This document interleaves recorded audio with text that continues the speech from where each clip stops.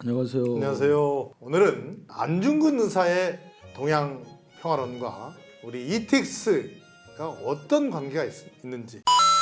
이스트 에이시안 트레인 익스프레스, 그래서 동아시아 고속철도다, 그런 의미로 ETX라는 이름을 이렇게 한번 붙여봤습니다.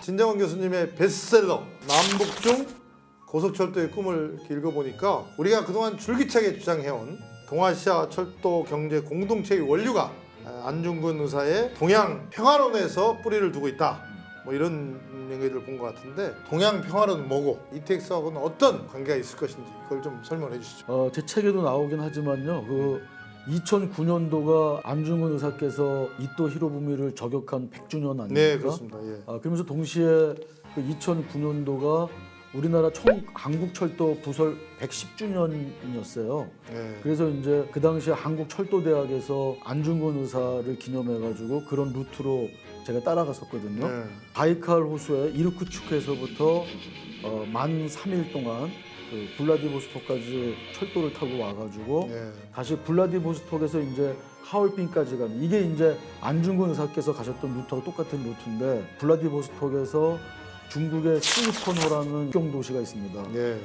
우수리스크에서 수이퍼노로 해가지고 거기서부터 하얼빈까지 이제 기차를 타고 갔죠. 그게 이제 거리가 한 780km쯤 됩니다. 예. 그러니까 안중근 의사께서는 그 당시에 철도 속도가 느리니까 36시간 정도 걸렸다고 그러고요. 저희들은 그때 갈 때 밤새 한 10시간에서 12시간 갔던 것 같습니다. 사실 안중근 의사께서 이토 히로부미를 처단할 때, 그때가 이제 우리나라가 일본에게 이제 을사조약으로 1905년도에 을사조약 당했고 1907년도에 정미 7조약으로 이제 또 나라를 이미 다 뺏긴 상태나 마찬가지였지 않습니까? 그래서 1910년도에 한일 합방은 사실은 형식적인 거였었고요. 안중근 의사께서 동양 평화론이라는 것을 이제 옥중에서 집필을 하셨거든요. 그 내용에 굉장히 중요한 얘기들이 있는데, 어떤 게 있냐면은 안중근 의사께서 옥에서 동양 평화론을 빨리 사용당하시는 바람에 이제 옥중 그 원고가 이제 중단돼 가지고 일부만 남아 있지만은,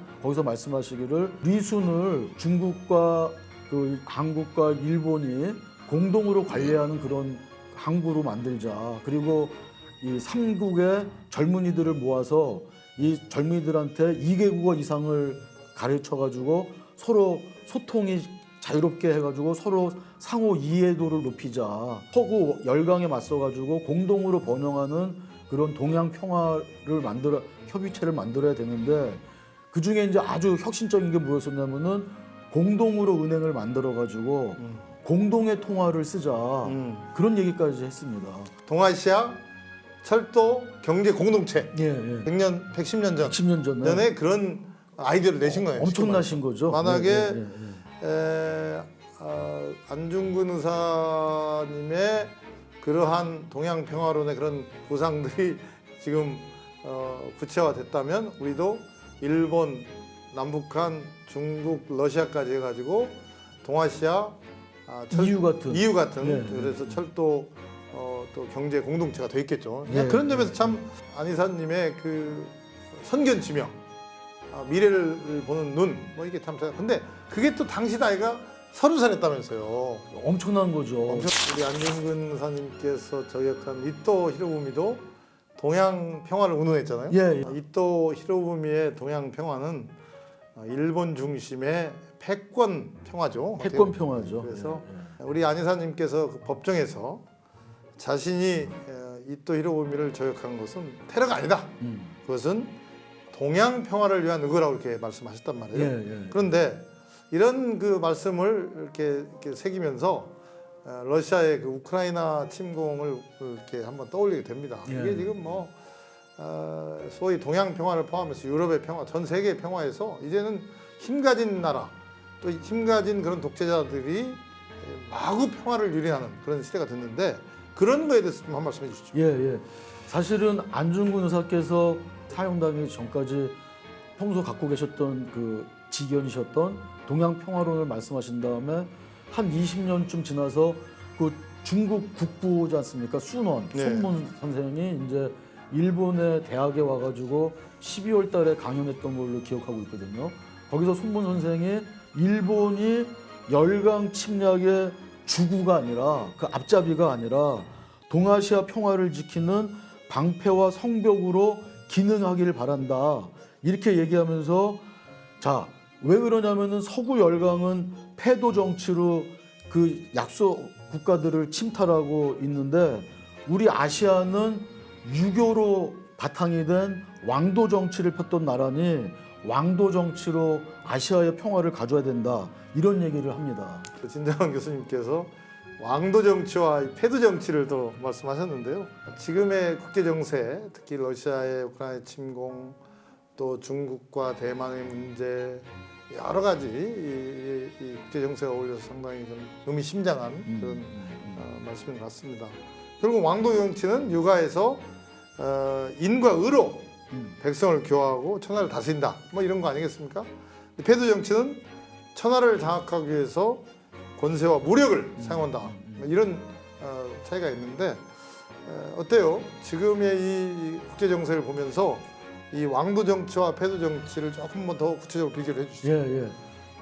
왕도 정치라는 것은 이제 그 지금 말씀하신 것처럼 사랑과 인과 인자함과 의로움으로서 명분으로서 국민을 다스리고 그러다 보면은 다른 제국들도 같이 따라오게 된다 그런 거 아닙니까? 네.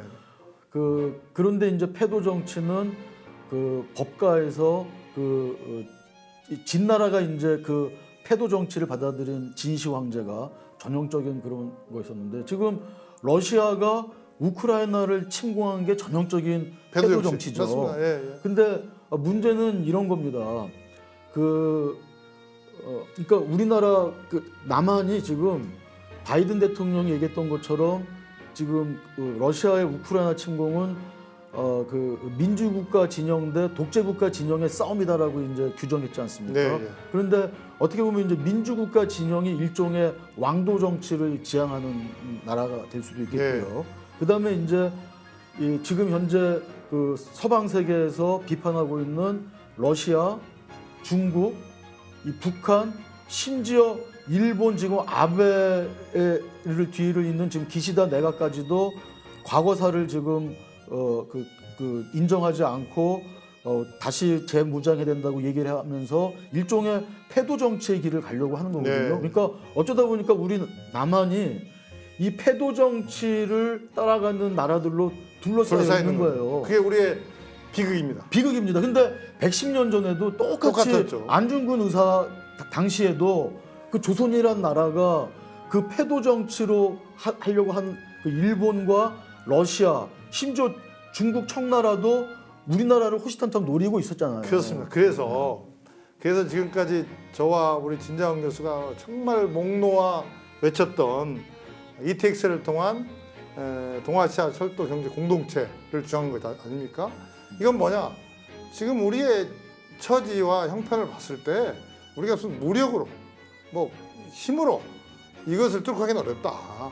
그렇다면 우리가 일본과 중국, 러시아 등 그 가교하는 반도에 좀 위치해 있으니까 이 철도를 통해서, 이 ETX를 통해서 평화를 그리고 공동 번영을 추구하자.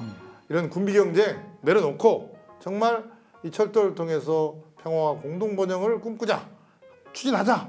이게 이제 우리가 지금까지 해왔잖아요. 근데 물론 이제 그 왕도 정치하고 패도 정치 사이에서 긴장은 있습니다. 왕도 정치를 그러면은 하되 그러면 니네들이 힘이 없으면 어떻게 할 거냐라는 게 사실은 이제 문제가 되거든요. 그래서 그 패도 정치에서 얘기하는 것처럼 일단은 우리가 이제 우리 남한 자체가 잘 살아야 되고 그 사실은 이제 국력도 강해야겠죠. 그래서 우리가 남한테 침공 안 당할 정도로 이제 힘은 세지되 우리는 그러나 그런 패도 정치, 지금 러시아가 우크라이나를 침공하는 것처럼 그런 정치를 하는 게 아니라 힘 있는 나라지만 약한 나라들과도 같이 공동으로 어우 살 수 있는 지금 EU와 같은 그런 이 동북아 평화 공동체를 만들어가야 된다는 게 우리의 어떤 그런 생각인 좋습니다. 거죠. 이제 1차는 우리나라 스스로 강해지고 그러나 그 강해졌다고 해서 그 힘을 뽐내는 게 아니라 주변에 있는 나라들과 잘 어울리고 특히 약한 나라도 잘